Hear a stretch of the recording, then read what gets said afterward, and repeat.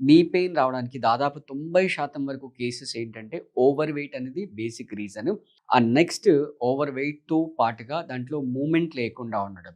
ఈ 2 హ్యాండిల్స్‌ని ఇలా పట్టుకొని రైట్ ఈ నీని ఇలా 90 డిగ్రీస్ ఇలా బెండ్ చేసి గట్టిగా లాగి పట్టుకోమని చెప్పండి. ఈ 2 కూడా ఈ ఎగ్జాక్ట్‌గా హామ్‌స్ట్రింగ్ మధ్యలో ఉండాలి. ఇప్పుడు నెమ్మదిగా లాగినప్పుడు ఈ నీని ఇలా వెనక్కి స్ట్రెచ్ చేయండి.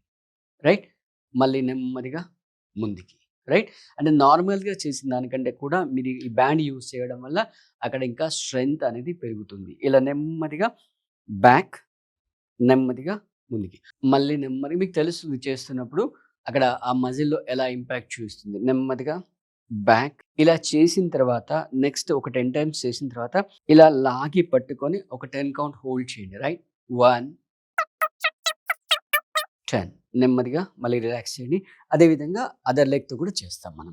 రైట్. సో, ఇందాక మనం రైట్ లెగ్‌తో చేసాం. ఇప్పుడు మనం లెఫ్ట్ లెగ్‌తో చేస్తున్నాం.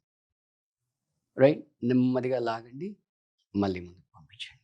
రైట్. ఒక 10 టైమ్స్ చేసిన తర్వాత నెక్స్ట్ మళ్ళీ లాగేసి అక్కడ హోల్డ్ చేయండి. 1,